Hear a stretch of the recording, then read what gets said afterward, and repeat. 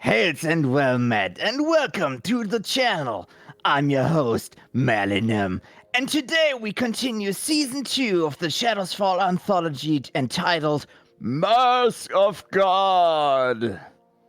Shadows Fall is a TTRPG live play series using the Shadow of the Demon Lord system, shout out to Schwab Entertainment.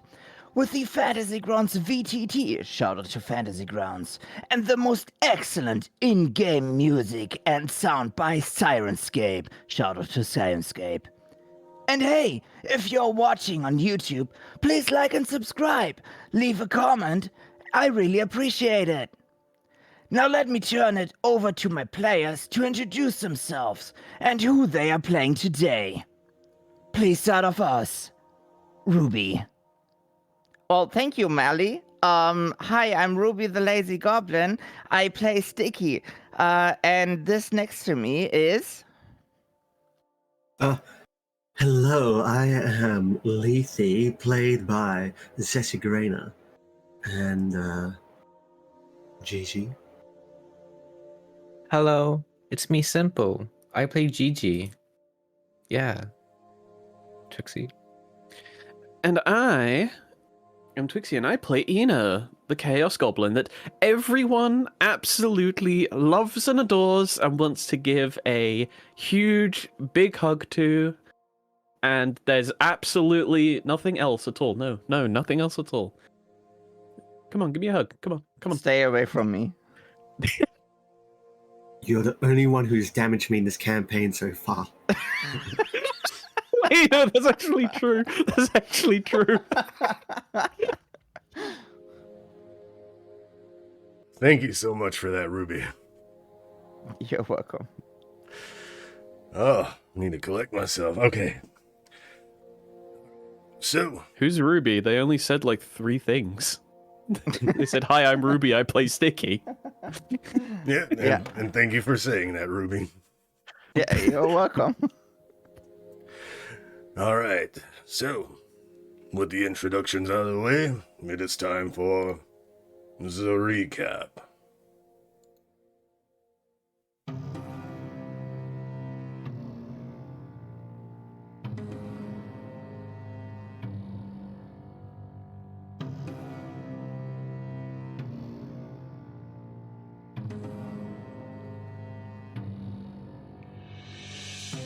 On the last episode of Shadows Fall, Mask of God, after emergency landing due to an attempted sabotage, Sticky, Lethe, GiGi, Eena, and the rest of the passengers of the crew debate their options. They ultimately decide upon patching up the airship and continuing to the Seven Spires. Fingernipples begins repairs, whilst the sisters either aid or investigate the airship. Leaving on the morrow, the crew are able to travel through the city, only stopping for the night. During this time, Sticky questions her devotion and faith. Lethe keeps a watch over Kid Astrid, and GiGi prays, giving Diabolus the details of the trip. Eena ruminates a bit and then enjoys the view from the front of the craft. The next morning, before setting off, the crew are greeted by an angel. Totally not Marduk in angel form, claims he has revelations for the sisters and leads them away. Marduk drops his ruse and tells the sisters that Diabolus received GiGi's DMs and that he wanted to meet. Marduk distracts Michael and the sisters commune with the devil. Hails are well met as the sisters are introduced to Diabolus. The first for some and the first time as the Sisters of the Seven Flames as a group. The Lord of the Seven Flames explains his roles in the cult of the new god, Astrid's revelations, and the lack of prayers from the Holy Kingdom. With the knowledge of demonic activity, the devil urges caution on their arrival at the Holy Kingdom and sends the sisters back. The crew continues their travel to Tara and arrive that afternoon. A crowd forms around the party chanting the return of Astrid as they travel through the city towards the Seven Spires. Upon reaching the castle within the spires, Lethe releases Astrid's memories and Astrid declares the matriarch to be false and that she must fall. A grand battle against the matriarch and Cardinal Rosecrans ensues, and after the harrowing combat, the matriarch is felled, but a creature of demonic origin emerges as the mask falls. Kid Astrid retrieves the mask as the sisters battle this fiend. The angel Marduk, who was summoned by Astrid at the behest of GiGi, delivers the killing blow as Astrid dons the mask and declares the sisters heretics and attempts to smite them. In a final act, Marduk takes the blow as he sends the sisters, Michael and Casada, to hell.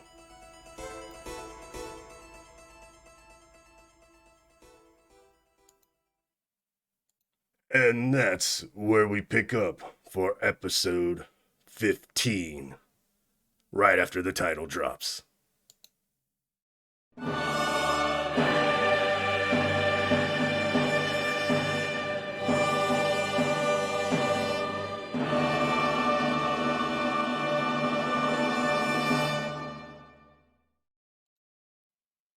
Episode 15 opens exactly where we left off from 14. We have Diabolus saying, "So, how did it go?"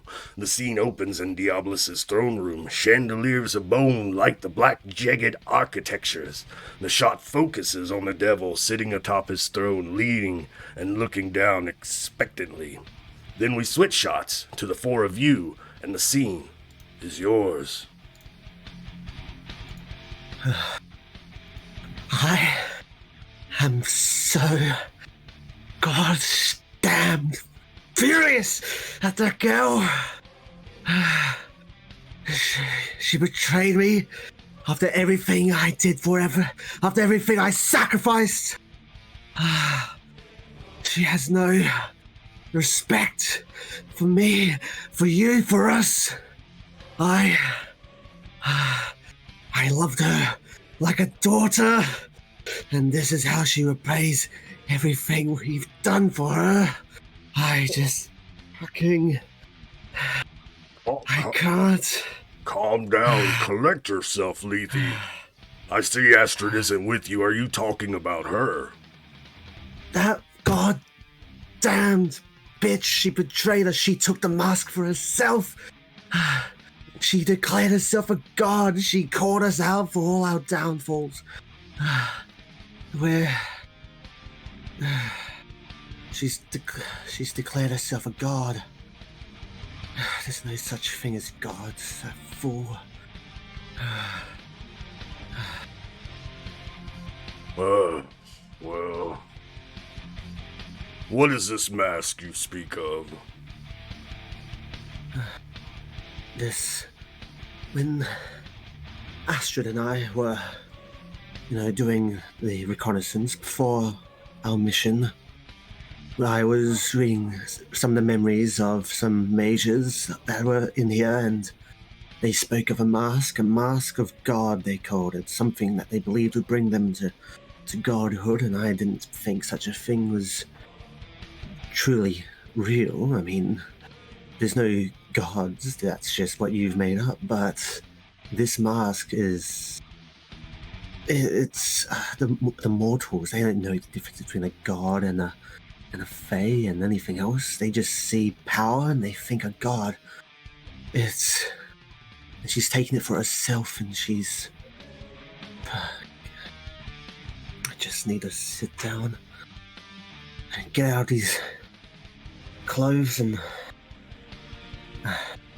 do something else.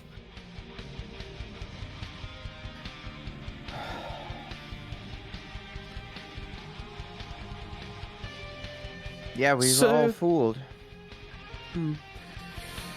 So, tell me, what exactly were you expecting after we dealt with the false Astrid?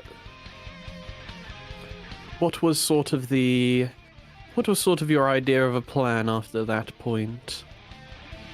Mainly, I wanted you to find out what was going on in the Holy City. I didn't know where the prayers were going, so you're saying this matriarch? We did found out this matriarch was, I don't know, getting all the worship. Then Astrid came, they worshipped Astrid, and now they are all worshipping Astrid thanks to us, because we are fucking stupid. Yes, we even saw it in real time. There were several people surrounding the throne rooms, and their devotion was directly feeding her almost. Well, I hate to say it, but she must be dealt with.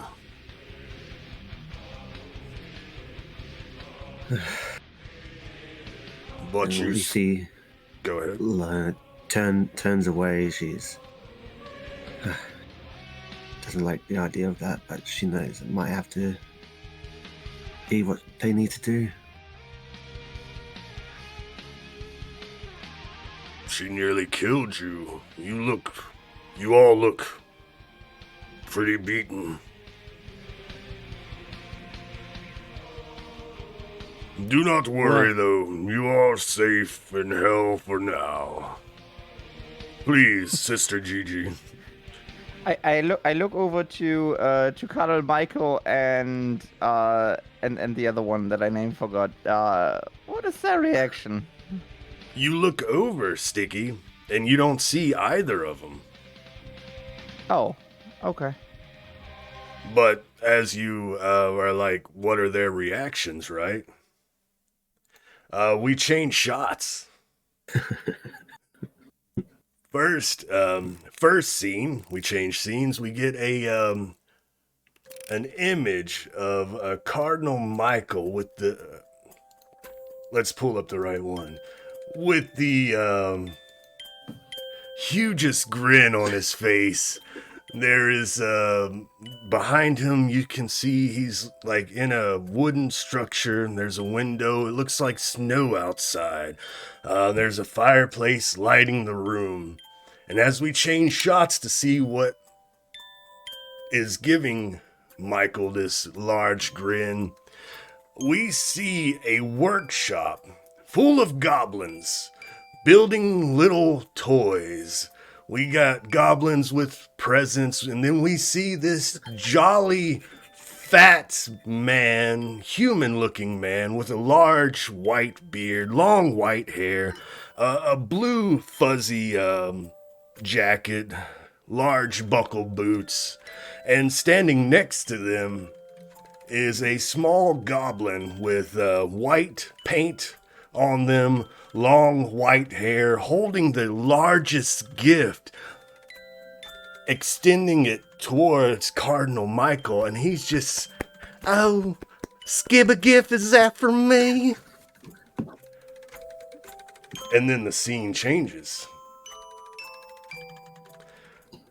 In the next scene, we open up with a large hall. There's a large table with a feast upon it. Sitting at this table are rows of warriors from different cultures. Sitting at the head of the table is this large, beefy woman with a large axe resting by her chair. She has a feast before her and a drink in a drinking horn. And we see sitting across at the other end of the table is Cardinal Kazada. The individual that is sitting across from them raises their drinking horn towards Kazada. And then as Kazada grabs their horn to raise it, she gets a look, an expression on her face of something's not right. And then she throws the drinking horn down and says, enough with the charades. Astrid already said that there is no new god. What is this? What is this? And then the screen and scene wipes as erupting in flames next to you all Cardinal Michael and Kazada appear. That's better. Cardinal Michael's like, wait, what? No. I was about to get a present from Skibbergiff.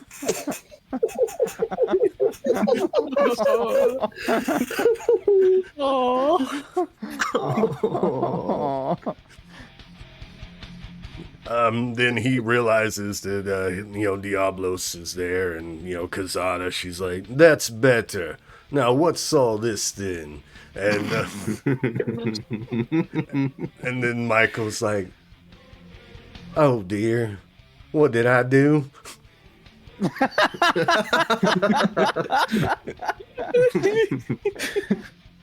Do not worry, my resist of disciples. Wait, what did you say? Oh no, not him too. No, Did not you- him too, please. Did you just call me the resist of disciple? No, I know that the whole new god thing might be a little all made up by me, but hey, you've been doing great, Cardinal Michael. Gives him the thumbs up, points, winks. Cardinal Michael's like, oh, yacht. He's accepting it already. Okay.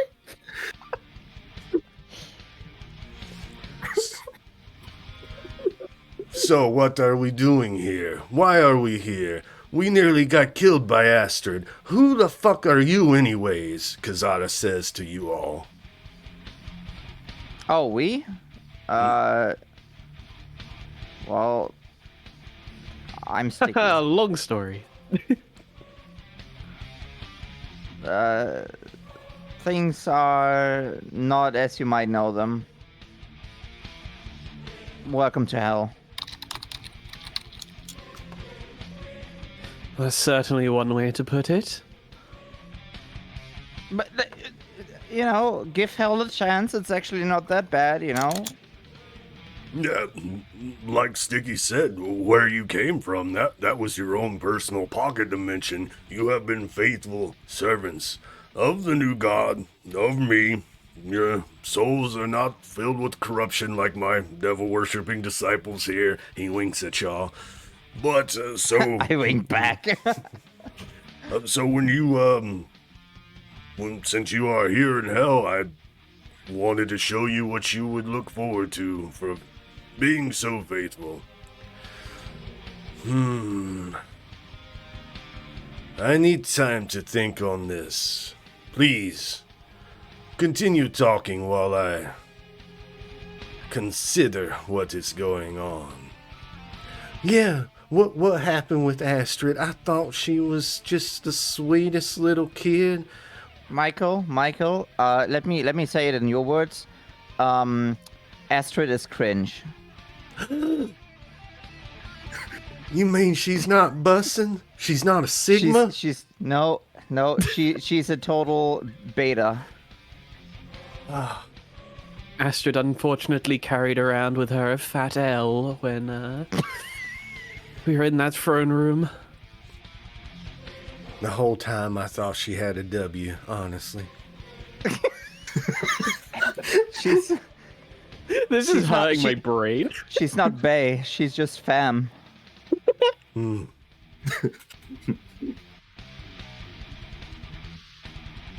Well, I kind of want. I kind of I want. can't believe she's done this. I can't believe it either.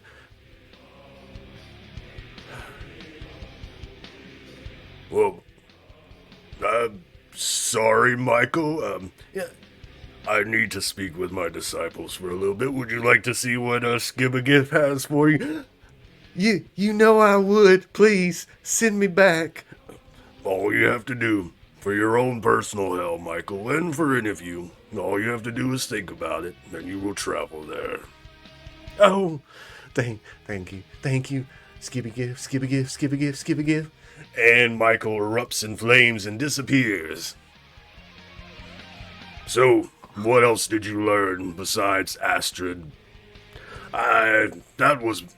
That has to be on me. I really shouldn't have told her what I did, but I thought she would accept it. I thought she would accept me like a father. But I was wrong. Yeah, she was pretty pissed actually. Pretty pissed. I would say slightly a bit more than that. I think our names are going to be known throughout the entirety of Ruin at this point. To be fair, it's just so common. Like, total religion's all fake and seeming martyred for no reason. I don't know why we didn't you expected not to get angry and try to take revenge.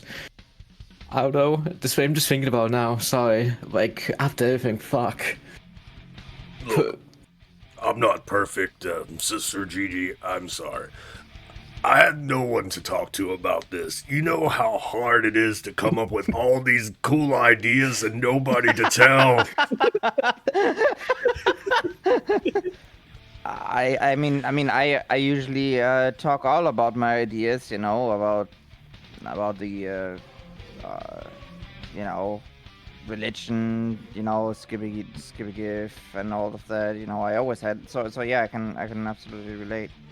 Diabolus, big D, let me say this in the words of Cardinal Michael. I believe that is in fact a skill issue. You know, Dad, if you needed someone to go over your ideas, if you could have called me up anytime, you know, I'm on Earth, not far away. Just give me a ring with a magic spell. I didn't want to disturb you. You seem like you wanted to get out and explore. You know, I'm not going to call you back every time I have a good idea, you know, and talk about things. I wish I could. But we live for like thousands of years, and that would take like 5 minutes. That's like not very long. It wouldn't have been much of a bother. Well, I'll keep that in mind next time I create a religion and need someone to tell about. Yeah. So That what might do be we a good do? idea. What do we do? I mean, they're probably getting more followers, you know, for this new Astrid cult. I don't even know what they are going to be called. Whatever, but like we have to, I don't know, stop them or something. Well, Yes, Yeah, I feel that this had probably been made 10 times worse than it already was. But like, it's not like we can raise all hell and like, I mean, can we? Like, we kill her. Let's With- you know have an all out hell versus Astrid war. Is that what we are going to do? I mean, if we need I mean, she to. basically announced war to us. Kazada will come up after hearing the conversation and talk. I was going to, me and Cardinal Titus were going to march on Cacarus. Right now, Astrid has an army waiting to march. That is something to think on. How is your army, Diabolus? Are they prepared for war? Well, they're mostly just toiling in hell, doing their jobs. Well, if you need... I like what's going on here. This is interesting. This... You know, my whole life has been a lie, but this is the only truth I know now, so... If you need, maybe I can train your army. Well, like I said, I don't have many soldiers right now. Abaddon used to be the war father, but he retired to the Fire Peak Mountains. So, I guess I could use a war mother. And you say you have no soldiers? They're mostly, you know, just doing their jobs here in hell. Well, I don't like to tell you this, but we may need a draft. We just have workforces in hell. That's awesome. The Cardinals are taking this very well, considering that 10 minutes ago their entire religion fell through. You know, she's pragmatic. I like her. You got gumption, kid. Thank you. I've been trying to march on Cakerus for a while, trying to get the fight going in the name of the new god. Yes, I am. You may think I'm taking it lightly, but on the inside I am freaking the fuck out. But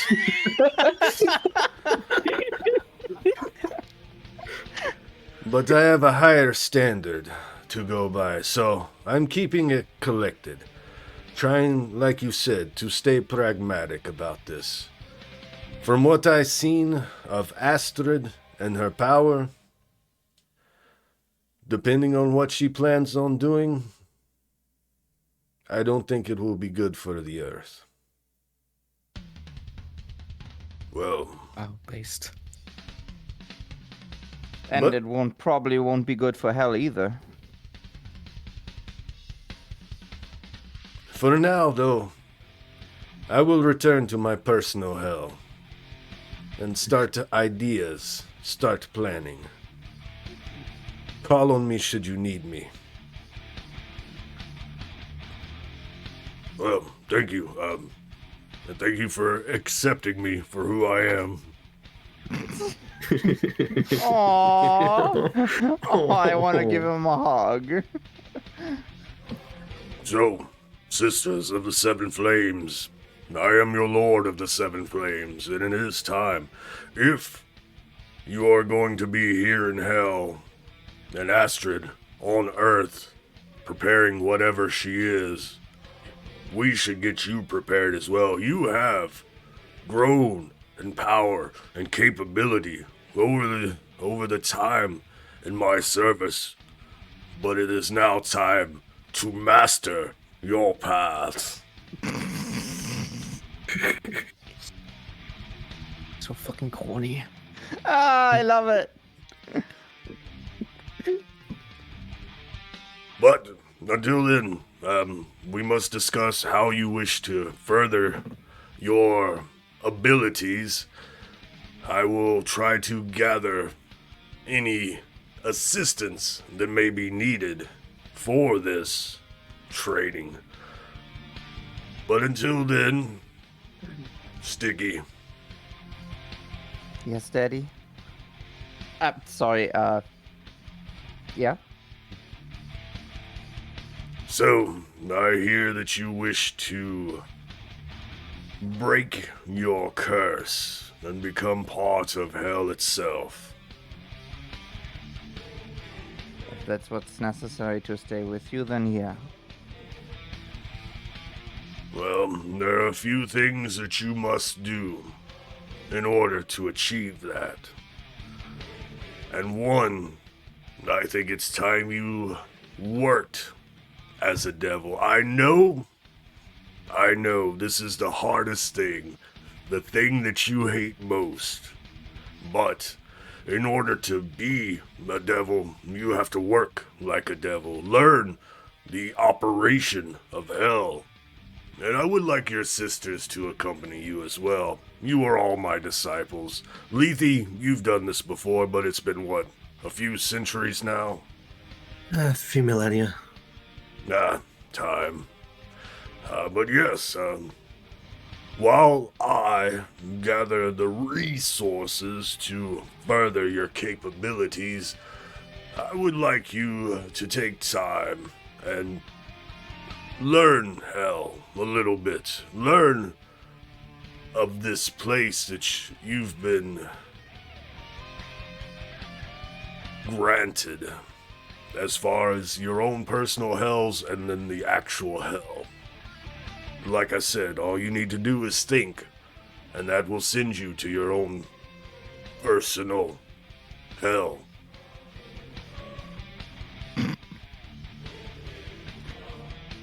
You are my personal hell. I have something in mind for you, Sticky, but that's for the future, he winks. I wink back. Like all like twirling my hair and stuff. Oh, okay. If I need to work here, if that's what's necessary, sure. I mean, like, I guess if it has to be. Like, what do you guys do here? We get raided on, that's We what get happens. raided. What's up, Lennon? Thank you so much for the raid. We're just in hell talking about going to work. Just a normal day. We just got an internship at hell. But welcome in. Thanks again for the raid. Let us get back to this. So, Sister GiGi, Sister Eena, would you be willing to accompany your sister on this task? I've never been one for work, but if we must.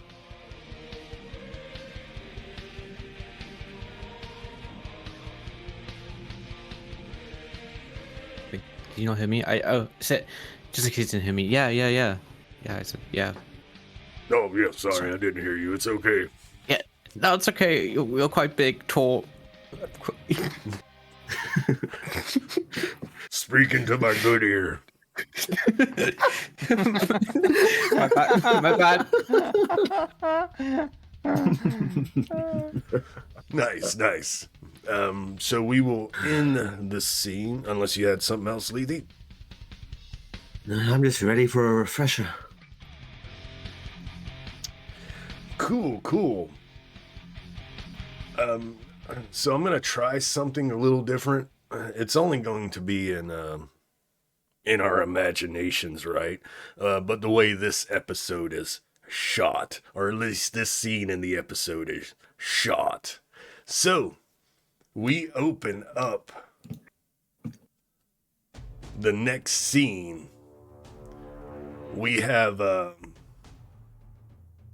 you four are in this room with like black jagged chairs with desks in front of you. There's a large wall in the back with like a blank white canvas.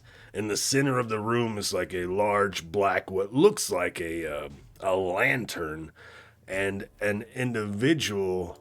And we get the shot from the back of the room, like a camera shot that like kind of zooms in on each of you and zooms back out. So think of this as kind of shot like a documentary / mockumentary. like The Office. Yes. Yes. So the door opens and an individual steps in and walks up to the lantern type thing. You see this devil individual. He leaves his pitchfork at the door, large black mutton chops, black hair, brushed back, red skin, looks covered in fur and black and red fur, black tattoos, hooves, two tails, glowing yellow eyes, steps to this lantern-like thing. So, this is your first day. Do not worry. This is just going to be an orientation / tour of the facilities and the operation we have in here in hell. But first off, you gotta watch this introductory video. And then No way. he slaps the back of the what looks like a lantern, and the front kind of opens up, and this what appears to be a lens kind of shoots out this projection. All right, starting the incantation now. And it like shakes for a moment as, you get the sound of what sounds like film reel as a large, handsome-looking devil with like a lion's mane, thick jaw, starts off in the video. Hello, my name is Mephistopheles, and I wish to welcome you to the wonderful workforce in hell. In this incantation, you'll learn the basics of our operation here. And it all starts with corruption. You see, when a bad mortal with stains of corruption on their soul dies, it's our job to extract that corruption out and send that sweet little clean soul back to be reborn, the circle of the mortal life. Now you're asking yourself, Mephistopheles, how do I extract corruption from a damned soul? Well, that's a most excellent question. I'm so glad you asked. Through pain and agony, of course. The video kind of scratches for a moment as the camera shot zooms in on your teacher at the projector as he slaps it for a bit, and he's like, don't worry, you got enough. I'll take it from here. Give you a little tour so we can go into a little more detail. Now, that incantation is outdated anyways. Corruption extraction has come a long way since the early years. Come this way. And you all start getting up, and this like camera crew starts following you, and we get the shots as they follow you, and he leads you to the door. He grabs his pitchfork, opens the door, and it opens into like this. As you walk in, it looks like a huge, long hallway that never ends. And he starts walking you down the hallway. Yeah, so, first up, he slaps his pitchfork, or, stamps his pitchfork on the ground. First, we'll show you the operation about the, corruption extraction. We need to, we have to build these tools, right? So, this way. And it seems like you're walking forever, right? Oh. Don't you have like anything for more comfort in here? Like, I don't know, carriages or something? Like, I don't know, I'm imagining like 2 to 4 seaters, like with like I don't know, like maybe a clockwork or something. Right, you asked that, right, Sticky? Yeah. And the camera, pans down to you, and you're asking that. And then after you finish saying that, your guy here is like, "Oh, we're here," and the camera pans back up to him, and now there's a wall with a door. Okay. He's like, "Oh, you don't have to worry about it. All you have to do is think about where you need to go, and that's how you'll get there. At least for devils and those who work for the big guy. You have to understand, hell looks a little different when you're not used to it. It makes it difficult for mortals and any damn souls to find their way around here. So if anyone gets, if any damn soul escapes, then they'll have less of a chance of getting out. That's just how we do it here in hell. This way." He opens the door, and we see like a assembly line of individuals like taking the heads of pitchforks and putting them on staffs and sending them down. So first up, this is a classic. This never goes out of style. This here is the corruption extracting pitchfork. Every time you stab into them, one of these damn souls, the corruption will just flow right into these spikes here, and we just extract that right out. Oh, look over here. And he points. They're testing out quality assurance right now. And you see like a row of devils with pitchforks, and there's damn souls, right? Lined up. and the devils take the pitchforks and they ram them into the souls, and the souls are like, oh, and they lift them up into the air as they slide down on the pitchfork. He looks to you. Now, I don't want any of you trying that. These individuals here, they're forklift certified. So,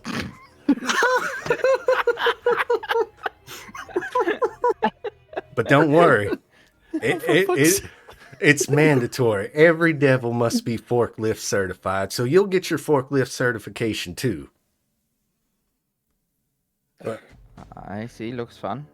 This would be a perfect moment to have like windows to the outside, and there's like protesters for like corrupt soul rights or something like that, like the Peter of the hell.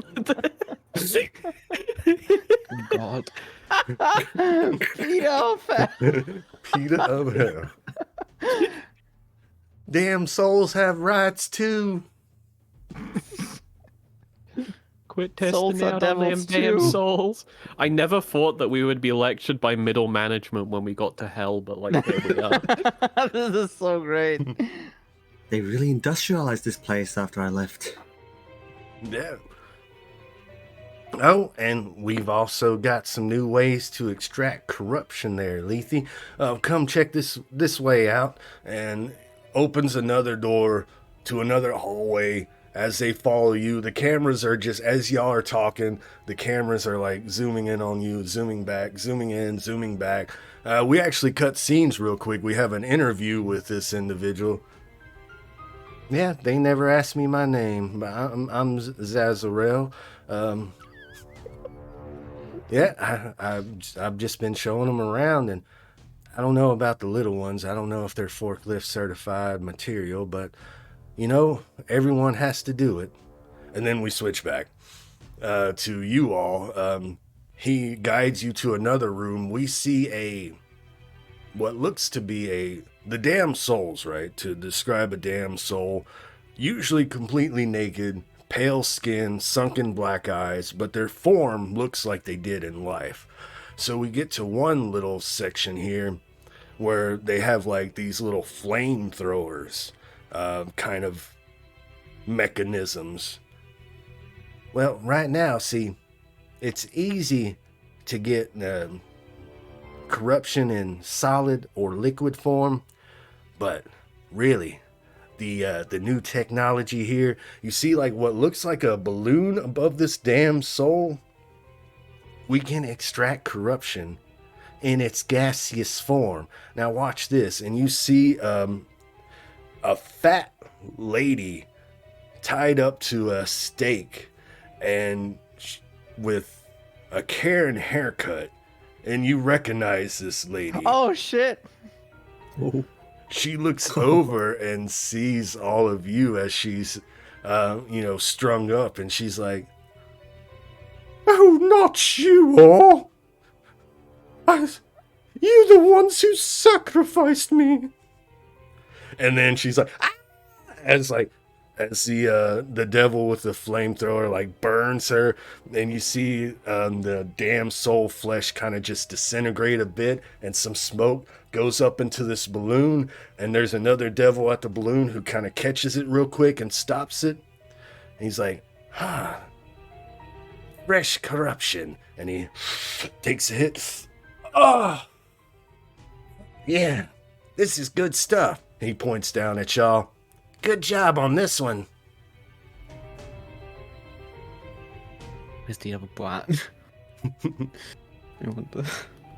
No. So how long does it usually take to get all the corruption out? Oh, that's the thing. See, it depends on how much corruption is in there. We try to get it all. We get it all out. But these tools are designed to get the minimalist corruption extracted at the maximum agony. Okay.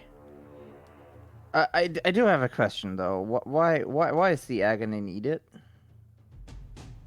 So they can forget their past life. You gotta see, if a soul goes back up into the earth, they remember everything before they died. And that's bad. So what we do is we like to make them forget. Through pain and agony. Okay. No more Makes questions. sense. It's the best way to do it without me around. All right. Well, let's continue the tour here. And we'll have a little scene of him going through, showing you different areas. You're more than welcome to have like a mini mockumentary interview if you wish during this, if anybody wishes to speak up. Yeah, I'm sitting like on one of these chairs, and speaking to the look into the camera, like, so this is like what I'm speaking. Okay, I am positively surprised actually. Mortals always say that hell is such a bad place. I mean, I guess for the livestock, but I don't know. Seems pretty okay for me. So I mean, I don't know if I like the work, but you know, whatever is necessary. Hell yeah. It switches to Lethe in an interview chair.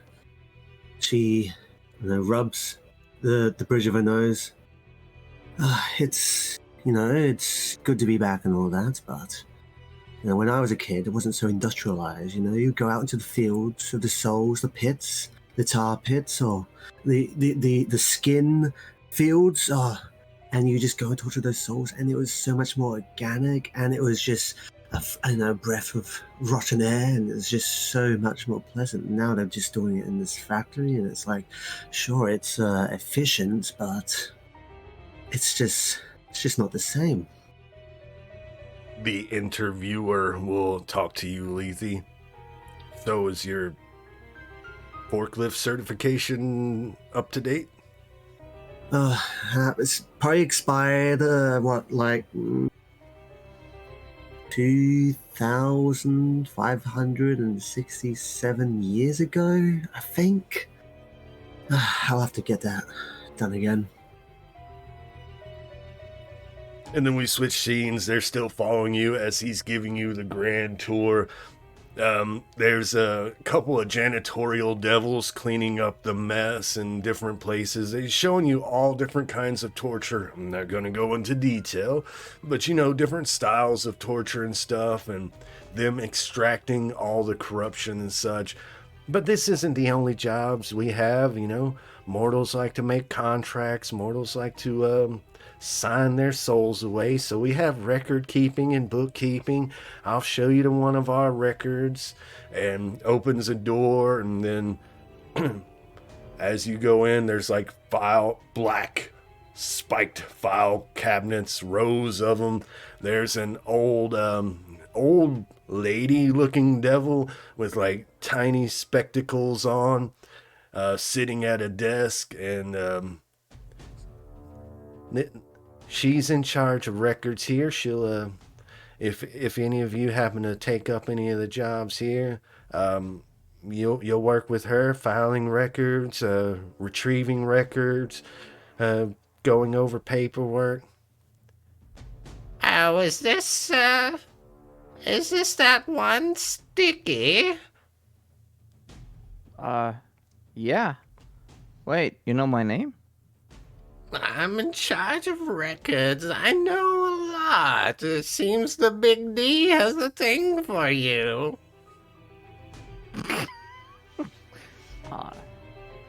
Lucky Maybe. girl.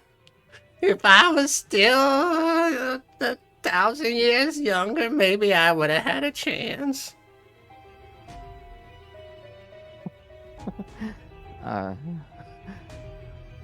Can I do I have a file here? No. Yeah. Can I see it? No. Aw. Sorry. I'm very sure that would be a breach of Hell data protection, that you would not be... But it's my own file.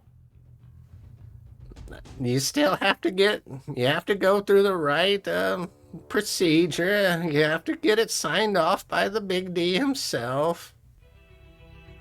Alright. Do you have your Hell passport? Maybe that could prove I don't have that. your ID. Do you still have the old records, back from the day? Of course. You know we have we never lose the records. I go through it chronologically, going back to as far back as it goes. What an equivalent to year one would be like. Right. And I'm thumbing through it, and it's just ooh. Sounds like this was my first contract. What was he? Some sort of king, or was it chief? I can't remember. It's been so long. Just kidding. I do remember, but I don't care that much for him. I wonder what he is now. I just, I'm not grabbing it out. I can't. It's against policy to grab it out. I'm just thumbing it, and I push it back in a bit further. And Zazarel. Oh, go ahead, Eena. I was gonna say, as all this is happening, sort of Sticky at the desk, Lethe looking through it, jump cuts to the seat as Eena sits down as the camera focuses on her. She's like, well, certainly when I expected hell, I wasn't thinking this. I was thinking, pits of lava, tortured souls, but this is worse than I could have ever imagined. Even for the people working here, it feels just crushing, all of this paperwork and industrialization. This certainly wasn't what I was expecting when they said to work for hell, but I suppose you gotta do what's good for the company. And then after your little interview, Eena, we switch to another scene. He's still walking you through, showing you more operations. He gets to one room where a devil is doing some torture to a damned soul, and he starts explaining things, and he tells the devil, now you go ahead, y'all take 5 while I'm doing the tour here. And the devil stops his torture, cuts down the damn soul, lights a cigarette, sits down, and passes it to the damn soul, who takes a drag and gives it back. And then we get a interview between that devil, and he's like, it's hard work, but it's honest work. I know hell gets a bad rap, but I just know I'm doing good here, making the world a better place. And I'm doing my part. And then it switches back to you all as you get more of a tour. And before we switch scenes, GiGi, would you like a little interview? Yeah, I guess I'm into it. I sit down and I'm like, shit, was I here? Was I one of these victims? I fucking died. Shit. And then I turn and I'm like, can I? Do you guys cross the go to the crew? Can they come bum one quick before I go back? An arm with a pack of cigarettes flipped open comes in the frame and offers you one. Yeah, I take one and that's it.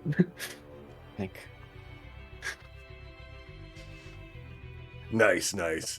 And then we will switch scenes.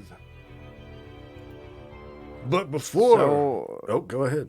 I asked Zazarel, So, have you ever tried like other methods of corruption extraction, or like have you always been just, pitchfork, torture, whatever, flamethrower? Have you tried something else? We don't like these free thinkers around here. Just you say it's the most best way to extract and whatnot and like make them forget, but like have you tried other things as well? Well, you know the old saying, if it ain't broke, don't fix it. But I mean, we're always open for suggestions. I mean, just join one of the local Zoom meetings and we can talk about it. What's this Zoom meeting? But I don't know. I might have some ideas later on down the line. Well, I'll put a suggestion box up.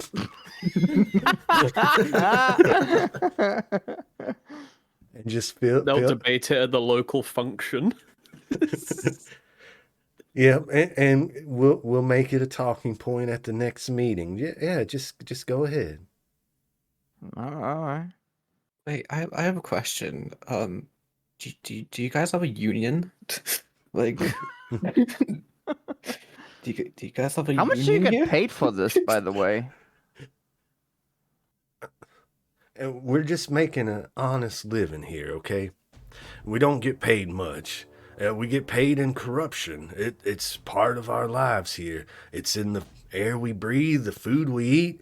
Corruption just flows through here. It's the reason why we look the way we do. Now, I hear you're on a fast track to becoming a devil. Now, normally if you stay here in hell for like millennia, then you eventually become a devil, but you're on the fast track, so you ain't got to worry about eating corruption for thousands of years.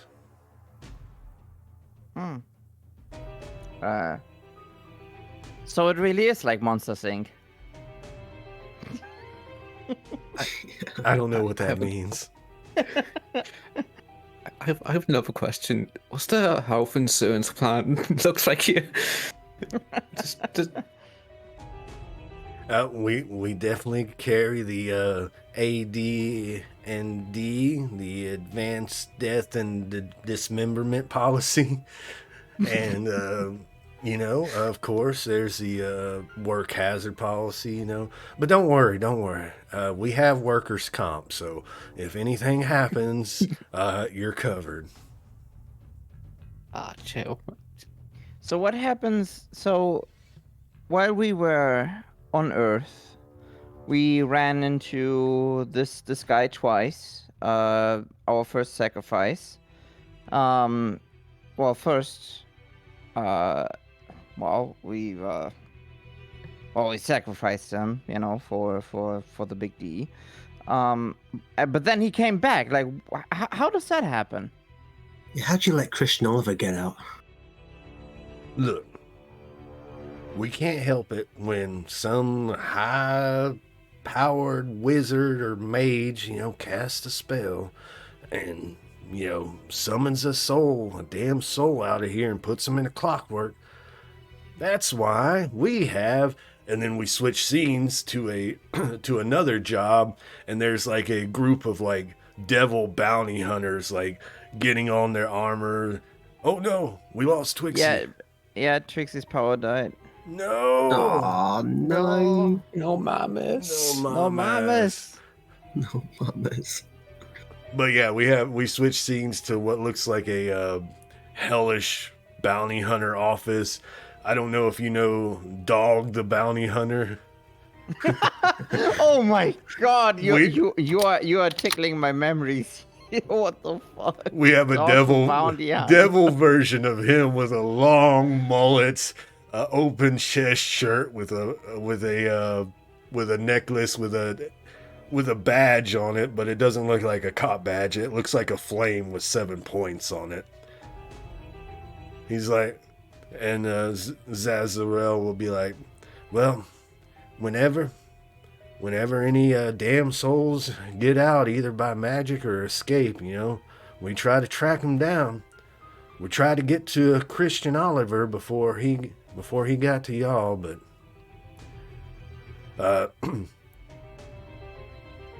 Gog, the bounty hunter will turn to you. Puts on some small sunglasses. Sorry about that last one. We tried to get there in time, but before he caused any damage, but I heard you lost a sister to that one. That weighs heavy on my soulless self. It's fine. We got him. Well, I do miss Busted, but wherever she is, she probably has it good. Then a little klaxon and siren starts going off. Escape, damn soul, escape, damn soul. And then he puts on his shades. He's like, time to work. Is he the only one around here who's hunting down? No, he has souls that escape? he has a little crew with him, and they all like roll out after that. And Zazarel will be like, "Yeah, so this is another job that you could possibly take part in." That one looks fun. Can I do an interview? Of course. Yeah, I just sit down in the chair, like, I'm like, how's the most, I look at the cover, like, dead set, and I'm like, how is this the most underwhelming but overwhelming thing? Like, how underwhelming and overwhelming at the same time? Like, what the fuck? Everyone's fucking dorks. Everyone's fucking nerds. And like, that's it. That's the interview. I would like to cut to an interview with Sticky. Sticky just having like, for some reason, like a plastic cup in her hand, like sipping it, and then like, honestly, I'm just waiting for the orgy room right now.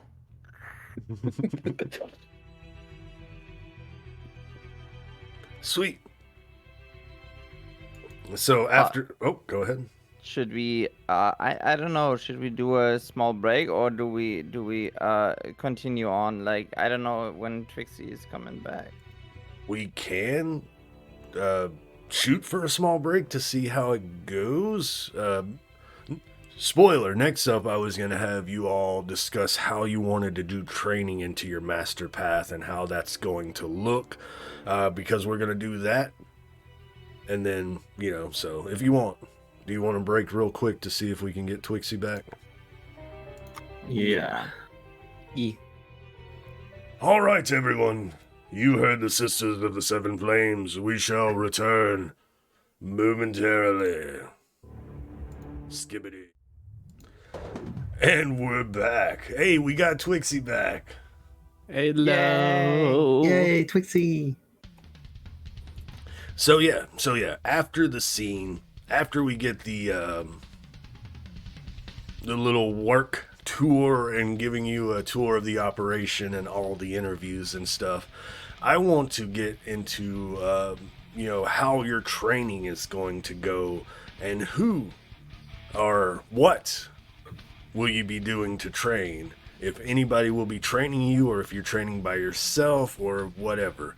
But I would like to start with you, Sticky. Okay.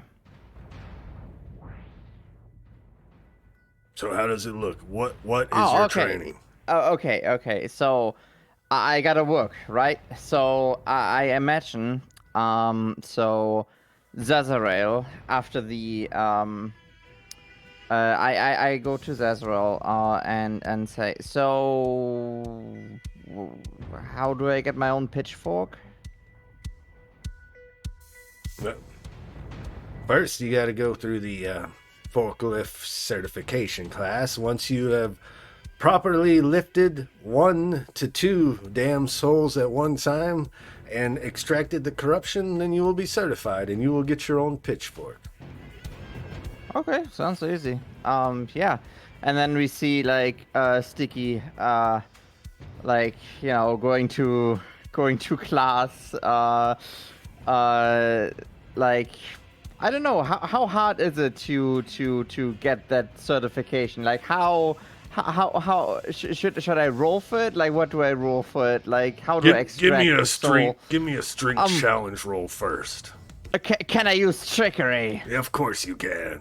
I'm so tricky. Trigger.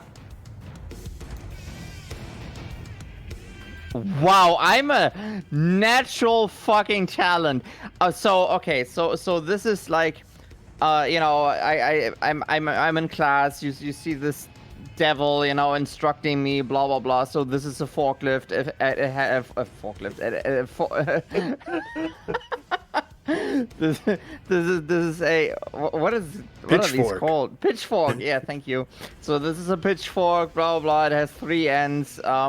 And then I grab it. I get like a soul, like a random soul there, and I'm just I don't know what's so hard on it, and like I swing around the pitchfork, you know, making it all look elegant, you know, and then I ram it into the corrupt soul. The soul goes like, and I just lift it up and I shake it a little bit, you know, getting the corruption out, and then I put it down again.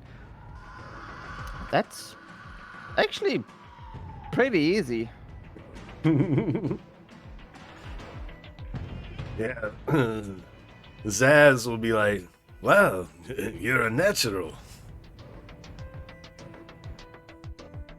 Can I try something? Be my guest. I go behind the soul. I invert the pitchfork. And I ram the hilt into the souls. Do they have entrances? Yeah.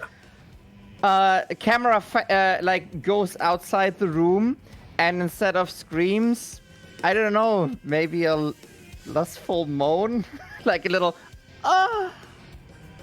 Well, first it's like, no. Oh.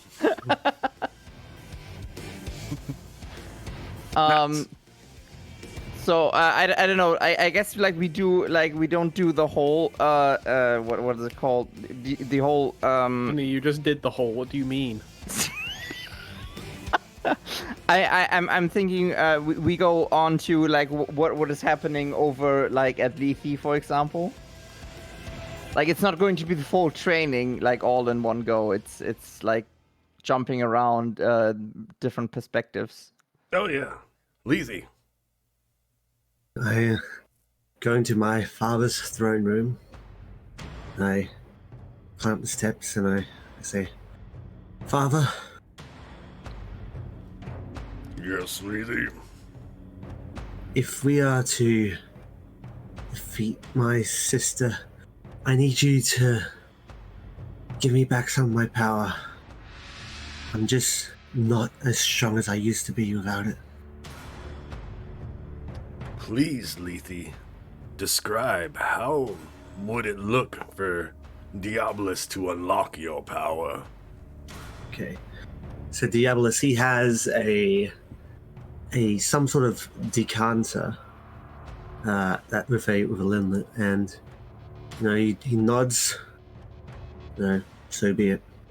And he opens the decanter, and a liquid flows out of it, almost like a snake, like a snake charmer, and it sort of flows up and swishes around his arm, and then back along his back and across his other arm, and then makes his way across to me.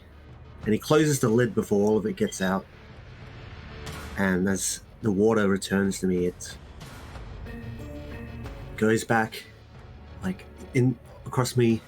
Some of it goes from my ears, some of it my nose, some of it my eyes, my mouth, other orifices, pores. As he just returns a little part of me back to me. and I feel invigorated, hungry, thirsty. I've consumed memories, just little bits, but not the same as I used to. Father is... Are the pits still operational? The fields? The shades still wander there? Oh, you know it. Is No-Eyed Girl still there? Should be.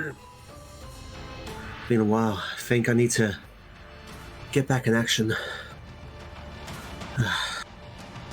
My mouth is like agape, like a hungry open maw. Thank you, Father. I leave his throne room, out the door. Camera staying back where he is, look over his shoulder as I walk away. And it cuts to the next person, GiGi. Yeah. And as you leave, he says, "Enjoy your feast."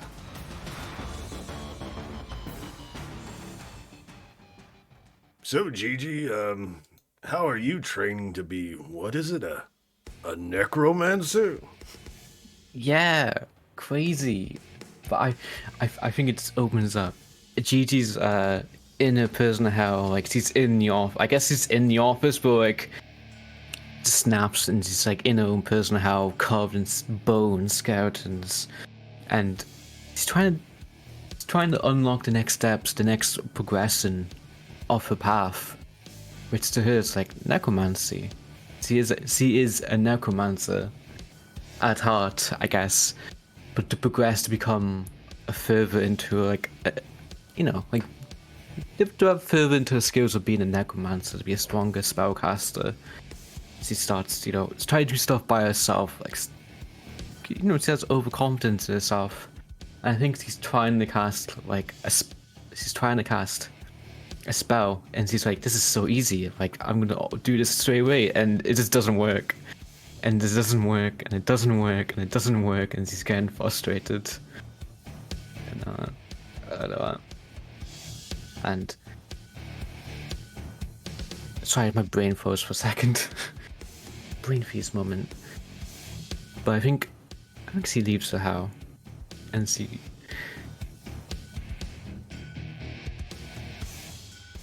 Oh, I was gonna say because I can't remember. I had a different idea, but I can't a new idea. I think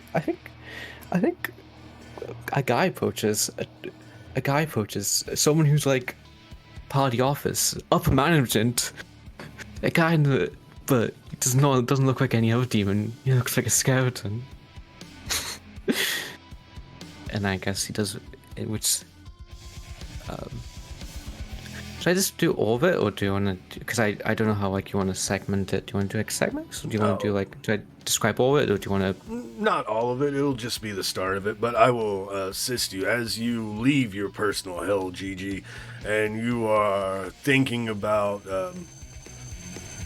how to progress your abilities and such, and you're wandering hell.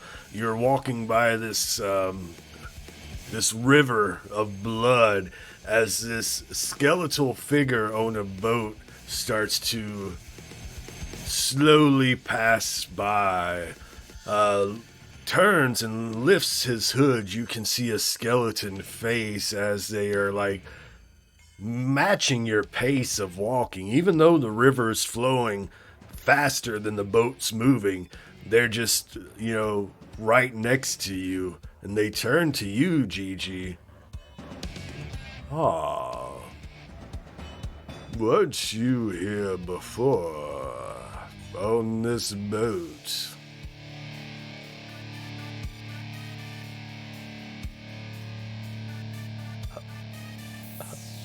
Hello. And I didn't really hear. I'm sorry. I didn't hear the last thing you said. Weren't you here before on this boat? Wow, I did die. It's like deja vu for her. It's I think it's like deja vu. She feels like she's been on the boat, but she can't remember. But it feels yeah, I have been here. I feel like I have, and I think she just says, Yeah, I think so. I think I've been here. One that got away. Well, what brings you back? You know, I guess I'm a sister of the Seven Flames. Up, I guess, in the chain of the cult. Not cult, really. This Diabolus is. I don't know how you describe it. Chain of off work. No. I'm just. So you're a disciple of the big boss. Yeah. So what brings you wandering hell? Why aren't you in your own personal?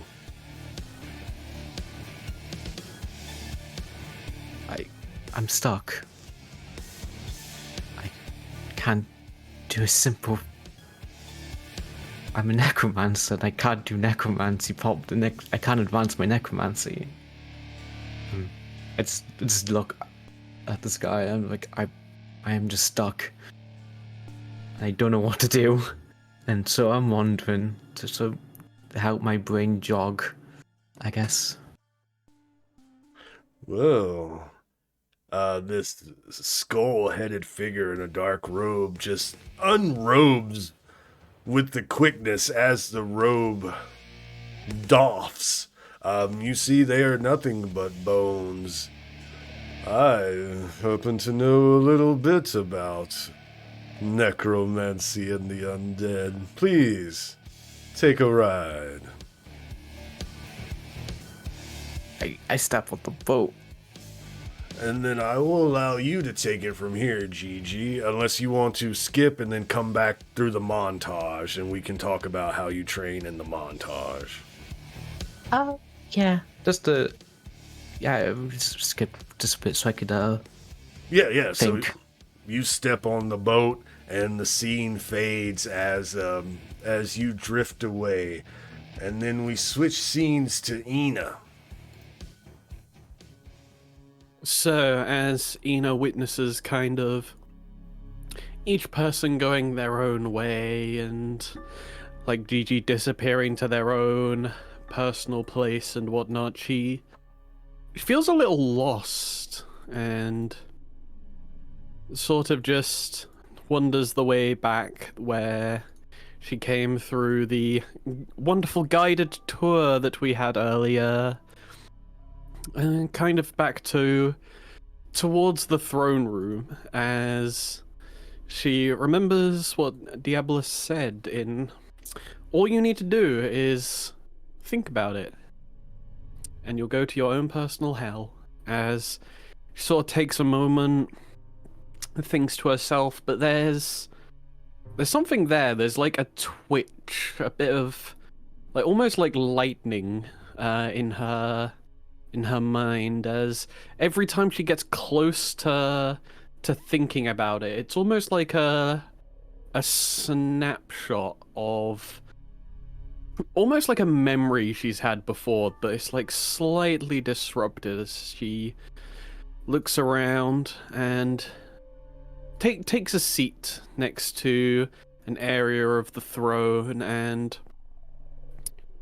she kind of just laments, thinking about her past, her changes, and she's kind of just really lost because she's never had to actively train or think about what's happened recently. It's all just sort of been forced upon her because, well, the last training part that we had was more of her having a mental breakdown than anything, so she just sort of takes a moment and peers off into the wastes of hell, seeing like a wonderful forklift certified devils performing their actions and seeing how everyone sort of fits into a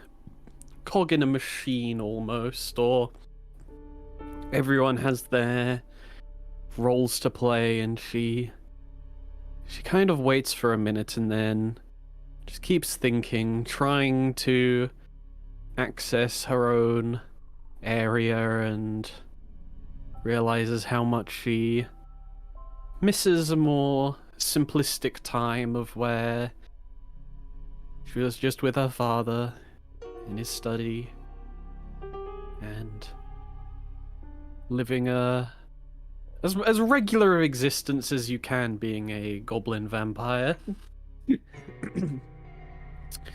But soon enough, her mind blanks, kind of going through several scenarios in her head, and just a thought of a door. A familiar one. It's almost like the entrance to Lockhart Manor, and imagining it, all that she can think of is a dark room. Endless expanses of nothingness, almost. It almost seems as if the most wondrous place of all could be just somewhere empty, without all these thoughts and energies constantly coalescing in her form as she wanders towards it. She enters, and the door closes behind you. Then the scene goes black.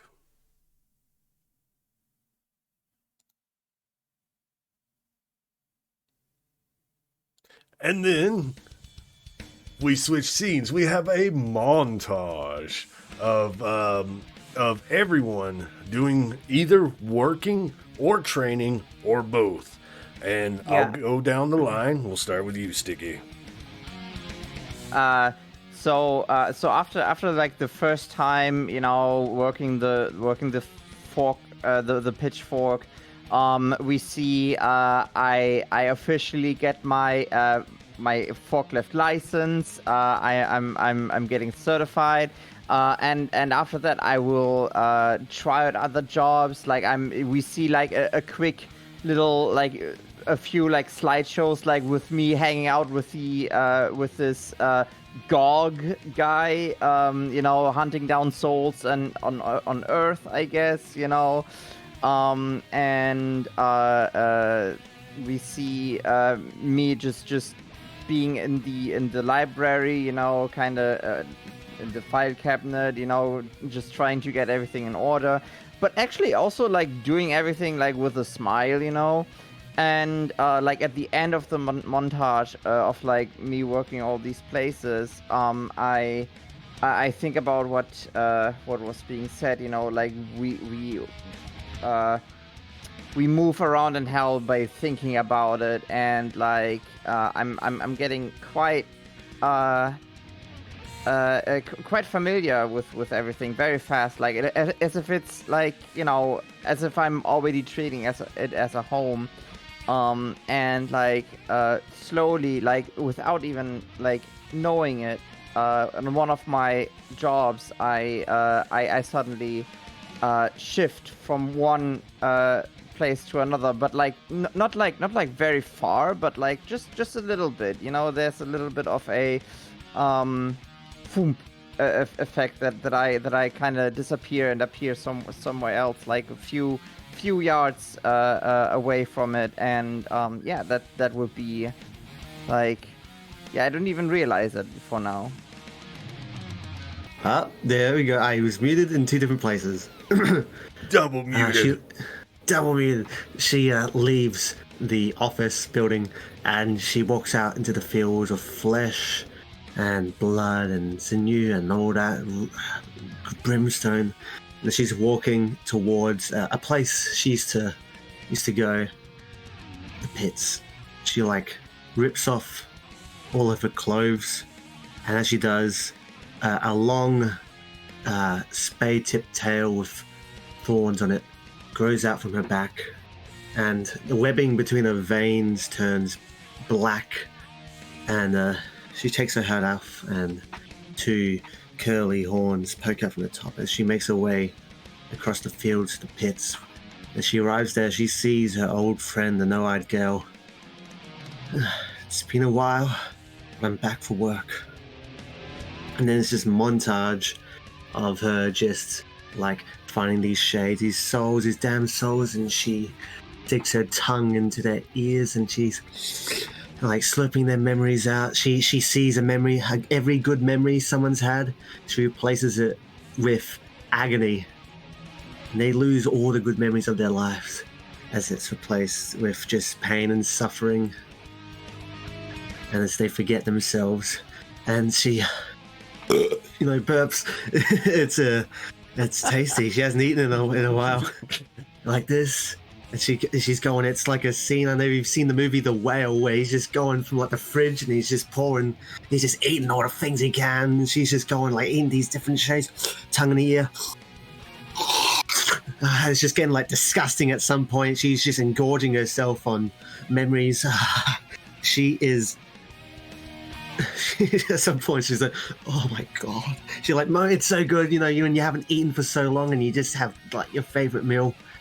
And it's just fucking you don't know how this could be like, it's not really eating, but it's disgusting. It's like it's to a point of like she just forgets about her like her whole cleanliness thing and she's just eating every memory she can. So sloppy.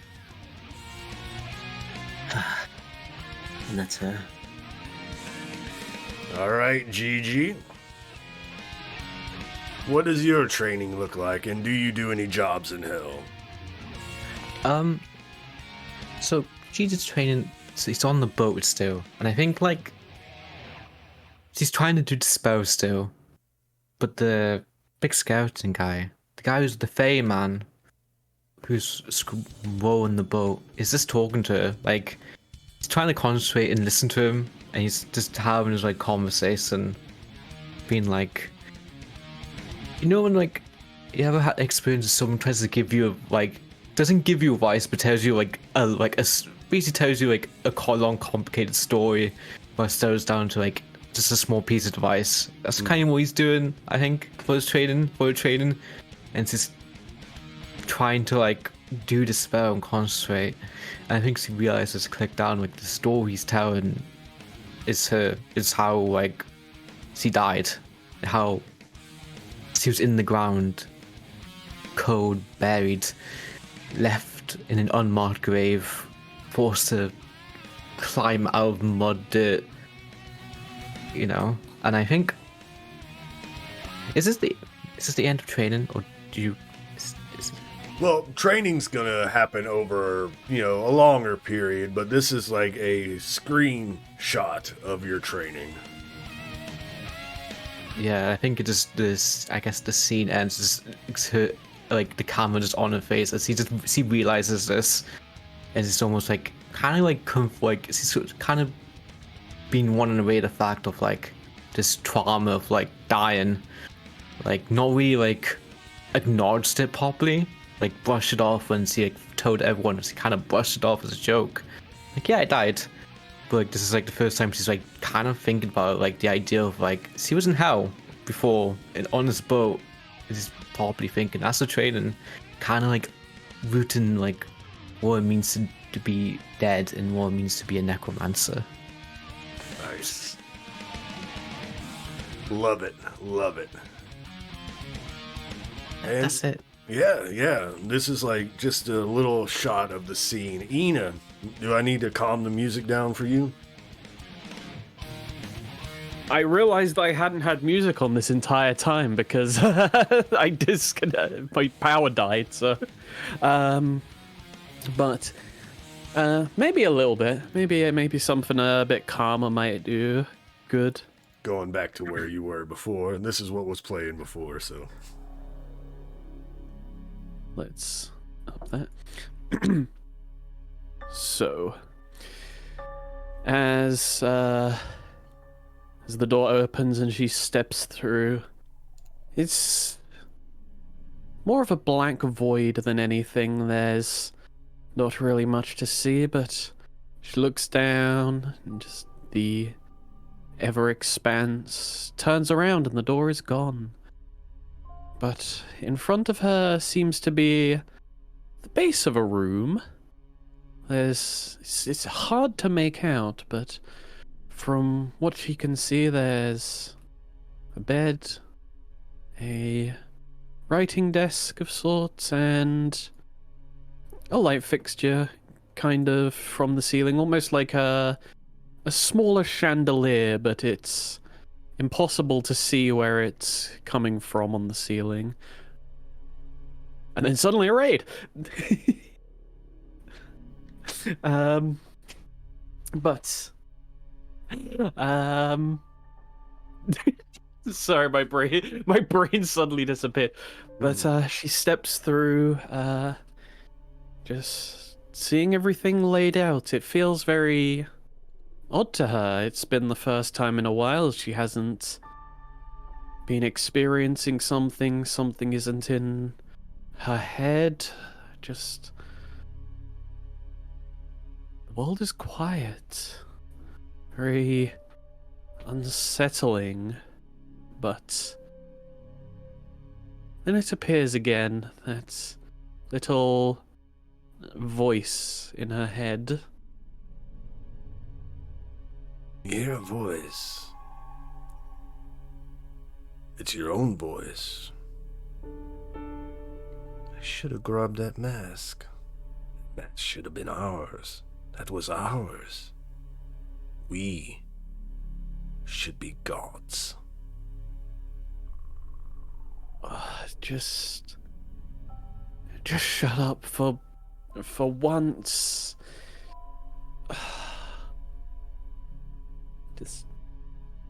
I want to be alone. I want to be alone for just a time. Just go away.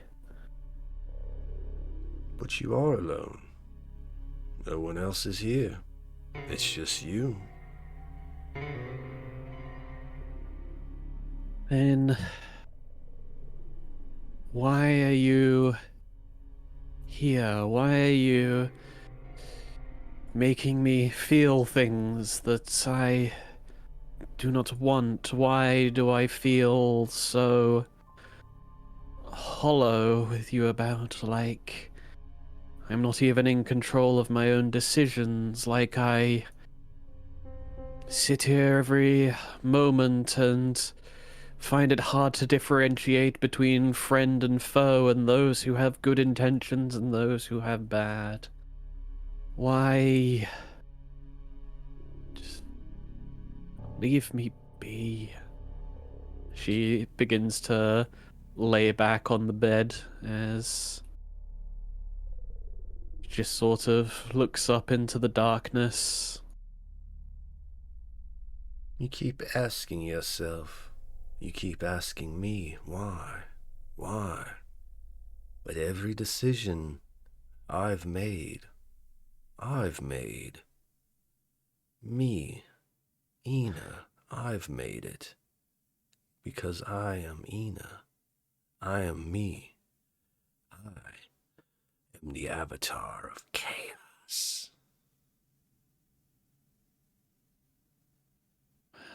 But maybe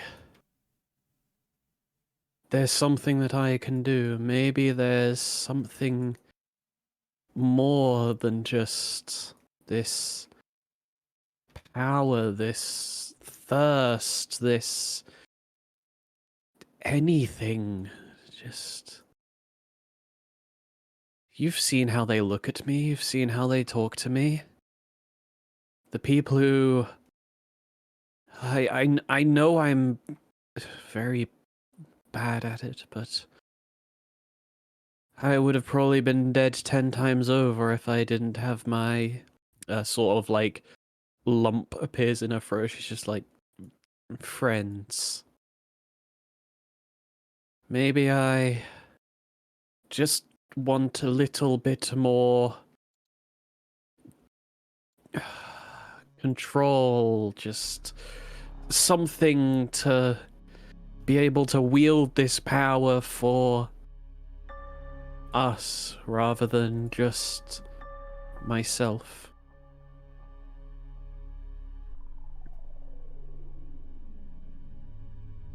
I can do whatever I want. I am the avatar of chaos. They are weak.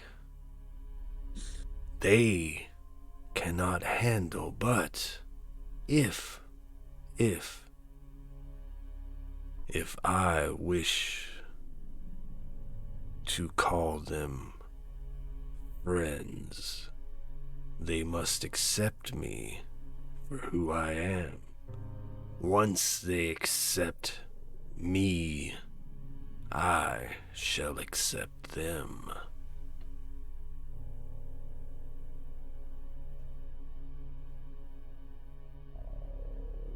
And do we truly believe that they are weak, as you say, or... I understand that they might not accept what has been happening, but... They are weak If because you're- they do not accept it.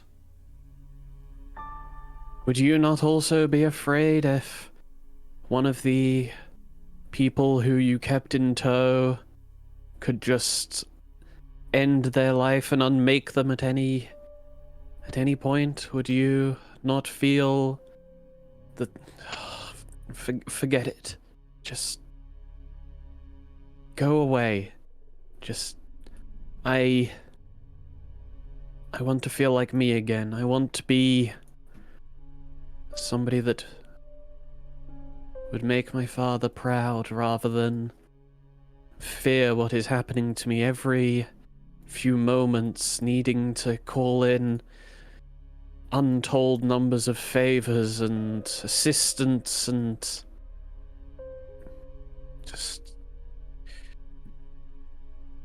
think of all the things that we could do with some more people at our side, some more people who shared the same ideas rather than thinking of everyone as a foe in need of slaughtering.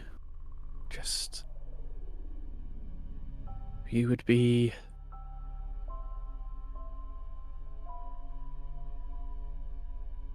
Forget about it.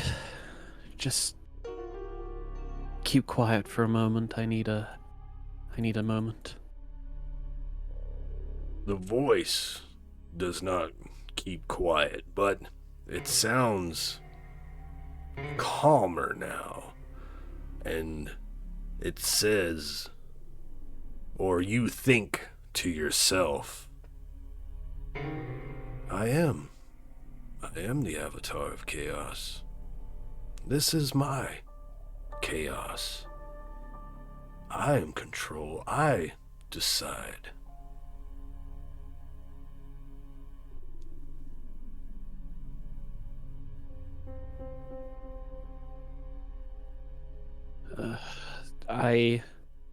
Eena does not respond. She merely just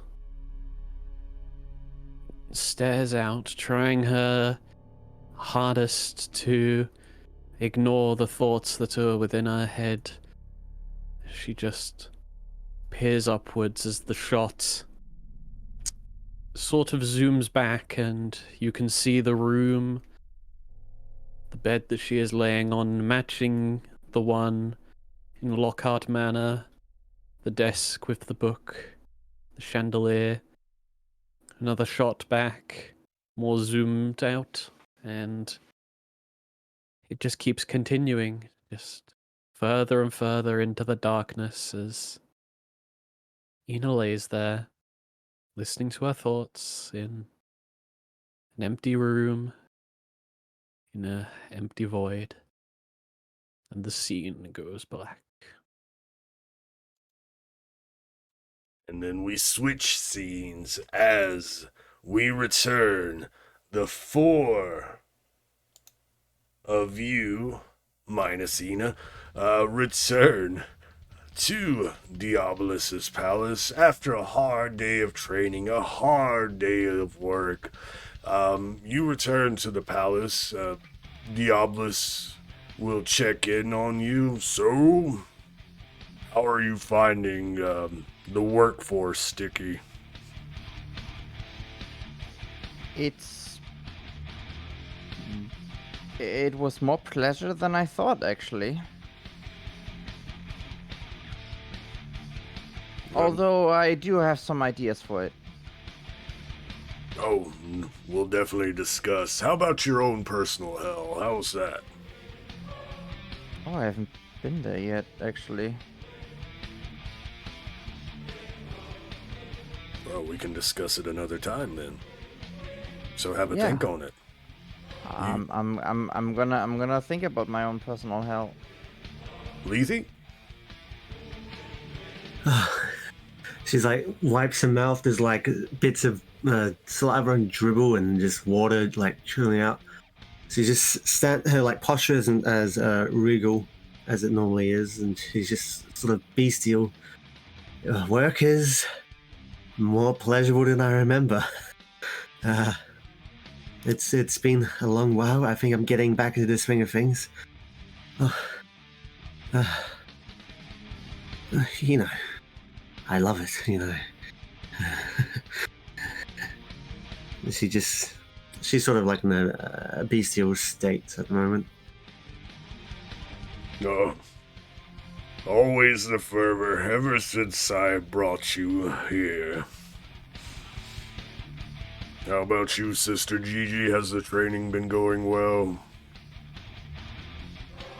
Some snags in the road. That's a saying, right? Yeah, some snag. No, that's not a saying. Sorry, I'm frozen. What I'm trying to say is, it's going okay. Just little struggles, but you know, getting there. Excellent, excellent. I haven't seen Eena since she went to her own personal hell. I hope she is alright. But while I have you here, Sticky, Yes? you said I told you there was a few things that you would have to do in order to become a full devil. I'm forklift certified now. I'm so proud of you. But that's not it. There is a little bit more. I would like to show you something. Lethe, GiGi, I will be right back. Yes, Father. Should I follow? Yes, he will take your hand. Okay. Oh! And the flames will erupt you, and he will take you away. He's like, as the flames died down, you see a large room with a 4-poster bed, all evil and dark, everything black jagged, get that picture in your head. And then, Oh yeah. and then next to it is like a little vanity with pictures of Sticky drawn on it, and like a little Sticky doll inside, and some candles there. No way. Oh. I hope you do not find this strange, but I wanted to show you my Sticky shrine. I've seen stranger. No worries. I'm on it. You, Sticky, as you started following me, becoming my disciple, the fervor and the intensity that you put into your work, it made me a fan of you. And you don't know what it means to finally meet you, finally talk to you alone. You going out and doing the one thing you hate most, work, for me. You are amazing. You know, it didn't even feel like work while I was thinking I was doing it for you. Maybe that's why hell is so easy for me. You make me feel complete. He lowers his hand down to you. Let me show you my hell. I take his hand. As you take his hand, the room erupts into flames, and then we get a scene of Diabolus on the throne with a smaller throne next to it, Sticky in a regal outfit. And then Diabolus stands and takes your hand. But you're watching this, Sticky, so regular Sticky is watching this happen, right? And with Diabolus. Diabolus takes the other Diabolus from the vision, takes your hand and leads you down. And as you do, the scene switches to you dancing on a dance floor. And then we watch the scene of you dancing for a little bit as the music plays. And then as he lifts you up during the dance, right? The scene changes as he sits you down on a devil dragon and he mounts it. And then we get a scene of you flying through hell, the unsun in the background burning its red glow. And you all fly to the top of a volcano in hell. And the unsun is like in the frame, lighting you up in this romantic red glow. And as the volcano starts to bubble over magma around you, too, the devil takes a knee. Sticky, you have done so much for me. And this is the final way to become a devil if you accept my proposal. Sticky, Tinme, will you marry me? I thought you'd never ask. Yes! Hell yes! And then, go ahead. I don't know. Can I go in and like just kiss him already? Yeah, that's what I'm picturing. As soon as that, you're like, yes, you jump on him because he's on a knee, right? Wrap your arms around him, start making out. Flames erupt the scene, and then you two are back in the throne room. GiGi and Lethe, Sticky and the Diabolus are making out right now. No. Oh yes. He looks down at you. She said yes. Oh, God, does that make you my new mother? You can call me mommy. And at this point, Eena, if you wish, you can come out of the doorway.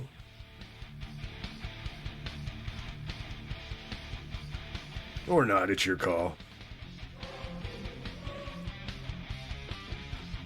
I'd leave it for a bit. Actually, we see the door open, magically appear out of nowhere, crack open. You see this sight, and then just close the door. No, living with my crazy conscience is enough. Okay. So, I guess we got a wedding to plan? Yes, we should start planning a wedding as soon as possible. Oh, and we, maybe I should think about my own hell and invite you to it, and, maybe we should have some fun before the wedding, you know? This is going to not sound good for you, Sticky, but in order to finish the transformation, it will be on the night of the wedding during the consummation So, no sex before the marriage.